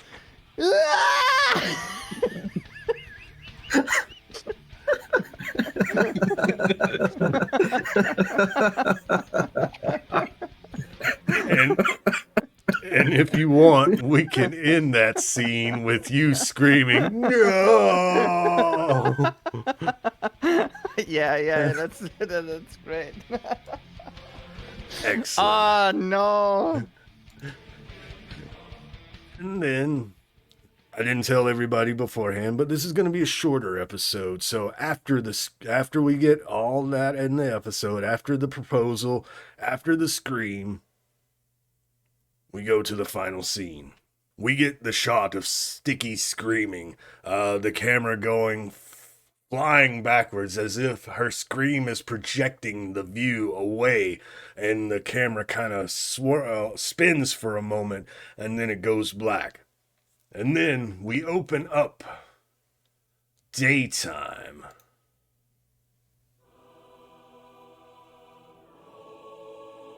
The city of Tara. We get a shot, right? The camera going over the city, the one you were at before, climbing up the mountain to the 7 spires. And then the scene changes to within the throne room where you fought the matriarch. There is no table set up there, but we have Astrid floating there at the throne, kind of her legs dangle, and then she slowly raises them in a cross-legged sitting position. And when she does that, we see that the throne is still there. And sitting on the throne, we see Edgar. But they have a royal cloak on, a exaggerated crown, and a scepter. Next, we see a crowd of people in the throne room. They're giving a birth to Astrid and Edgar, but they are all around the throne room, either prostrating, raising their arms, praying to Astrid. We get a shot cutting through the crowd as the crowd parts, and we see, like, what are they called? Like man catchers, like 2 armored knights with man catchers, like long poles with like loops around someone's head, and we see them bringing in Cardinal Rosecrans, and behind Cardinal Rosecrans is Cardinal Titus, walking with the 2 knights. They approach Astrid. My God, we have captured the criminal, the heretic Cardinal Rosecrans. And Rosecrans are, you do not know what you deal with. Why did you capture me? And then Astrid raises her arms. Silence. You will be judged. Please, my faithful, pray to me. Pray for my decision. And we see all the people in the crowd start kneeling, praying, prostrating. Glowing lights just start shimmering through the room until they envelop Astrid. And she takes a deep breath, dons the mask, and looks towards Rosecrans. My judgment is final. you shall be executed. And she reaches towards him. And he's like, no, no, no. And as her finger touches his forehead, his whole form lights up and then looks like cracks, like he has now on the image, glow until his body evaporates into a glittering, shimmering cloud that slowly cascades to the ground. Astrid turns to Titus. And you are the one who was to lead the army, correct, Cardinal Titus?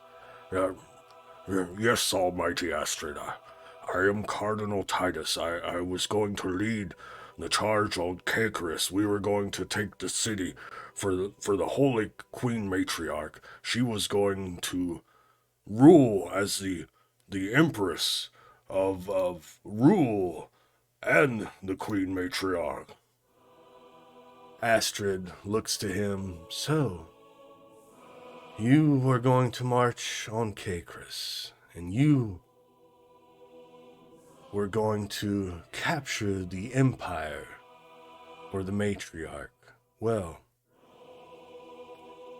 you shall now capture it for me. I dub thee War. You will ride for me and take the city. I grant you the swords of Astrid. I grant you the hammers of justice.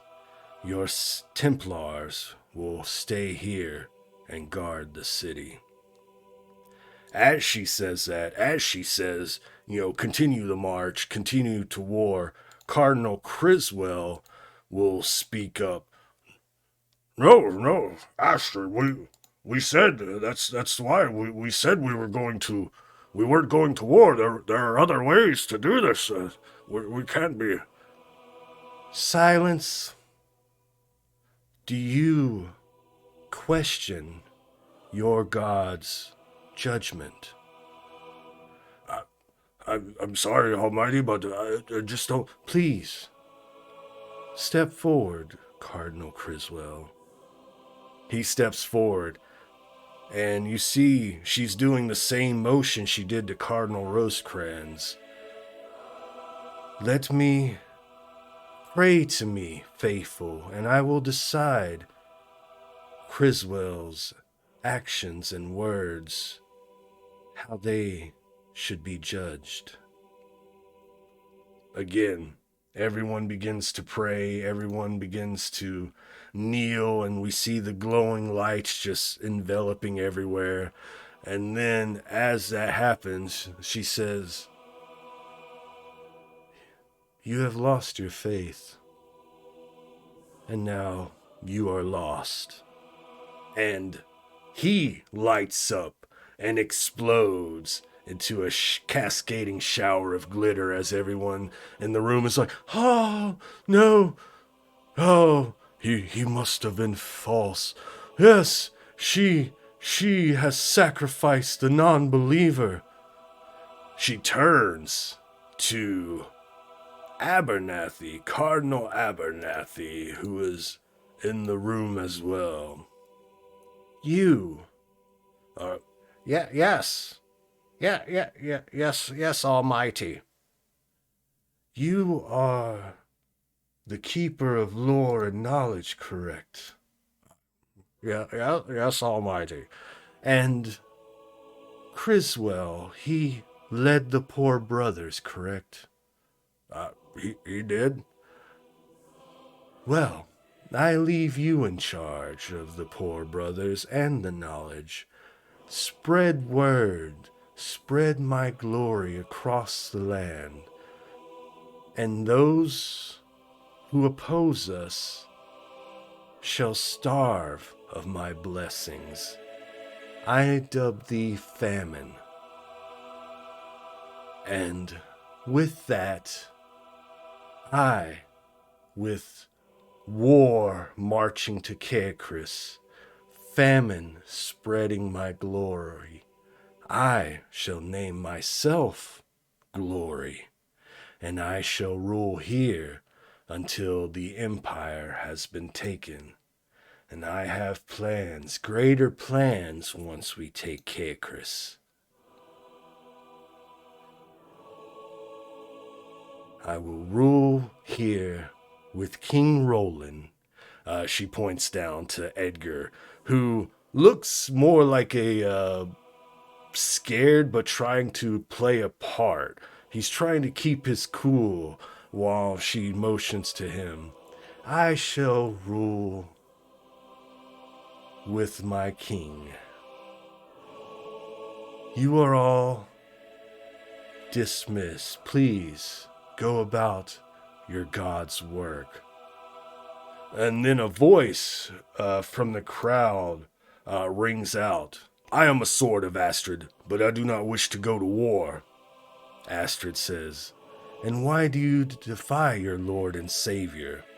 The crowd parts, this individual steps forward, and as the camera kneels down looking at the ground, we get a shot of Astrid, and then we get a shot of Astrid looking down, and from over Astrid's shoulder we see who is there kneeling as they look upwards. We see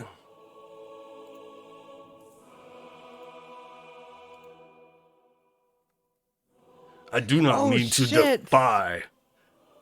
I mean to honor my devotion. Please, go on. She looks up at Astrid. I wish to swear an oath to you, an oath of vengeance. I know what transpired in this throne room, that a faithful disciple displayed their true nature.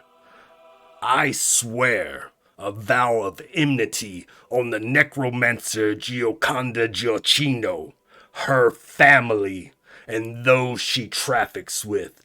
I shall finish what I left undone, and until my dying breath, my blade will shed heretic blood. This I swear, my God.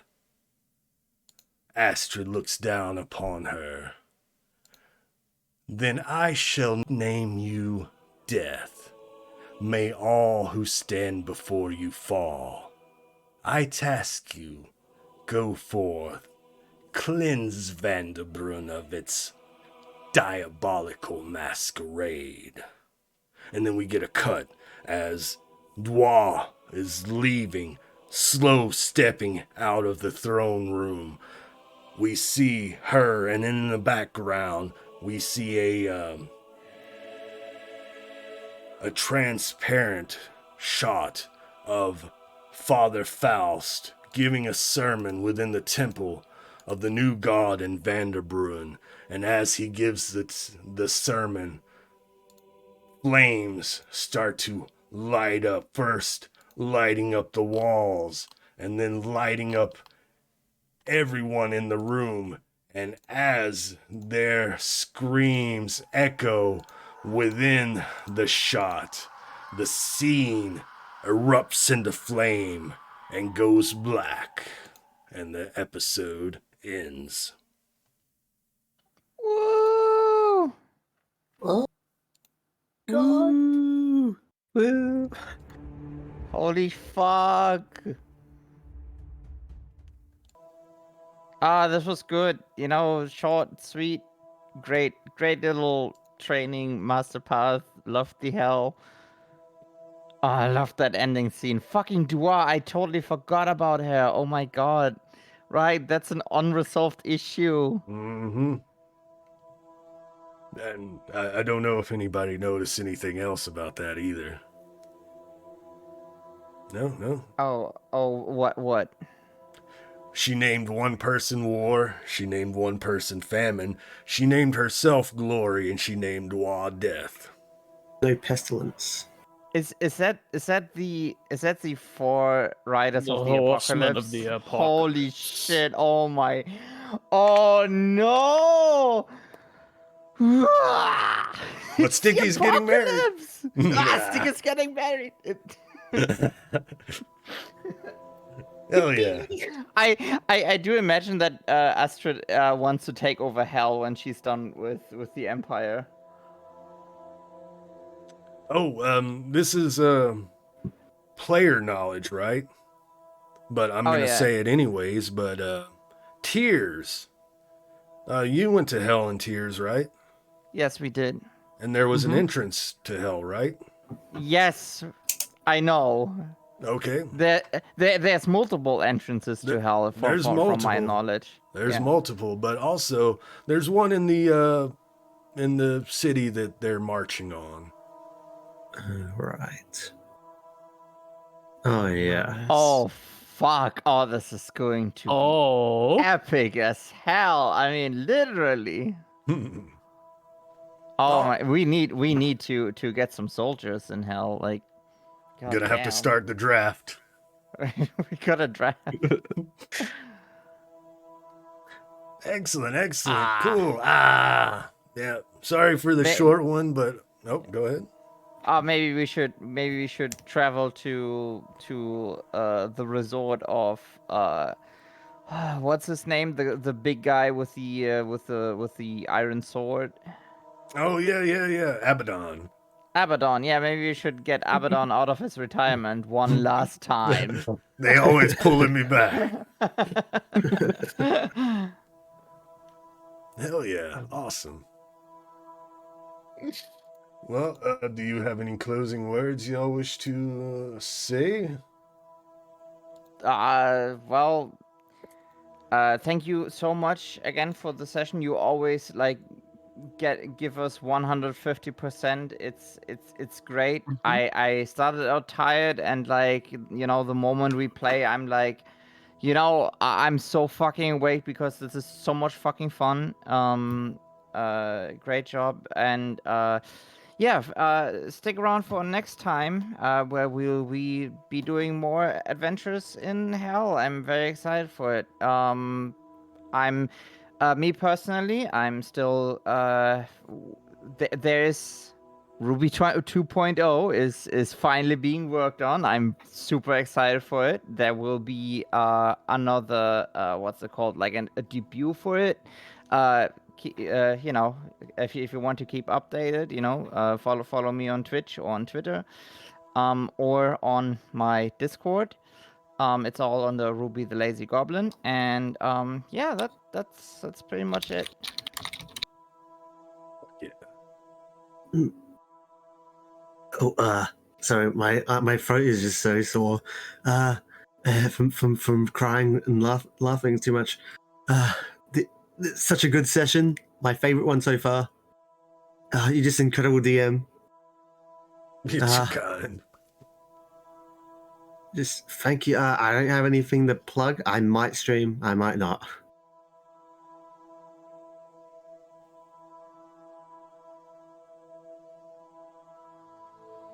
Simple. Oh shit, my bad. I was totally not doing something. Hello. I'll probably be streaming. I don't think I'll be streaming next week, but I usually stream on Twitch. Yeah. But also thank you, the Assassin, and yeah. That's it for me. Nice. Hell yeah. Hi. Milking stream tomorrow. That's all I'm gonna say. Oh What? shit, that's tomorrow. Yes! Finally! I've been waiting for this. What? Yes! I have given What? nobody any context as to what it is, and that's the best part. Nobody knows, and nobody knows what's gonna happen. I just put it up as like a community goal, and that was it. People funded it. Can I give what it could be? Yeah, go ahead. Okay, so my guess for what it will be. Do you remember this weird movie with the cows, they were male but they Barnyard. still had that one. Yeah, I imagine you play a game of that. I don't know. I'm sure there's a licensed game. Or Trust me, something. I've tried. It's very broken. I literally can't get it to work, no matter what I have tried. Well, that was my guess, I guess. That's my guess, I guess. I guess. Awesome. GG. All right. All right. Yeah. Sorry. It was like. Who are we raiding? Tears falling from the sky.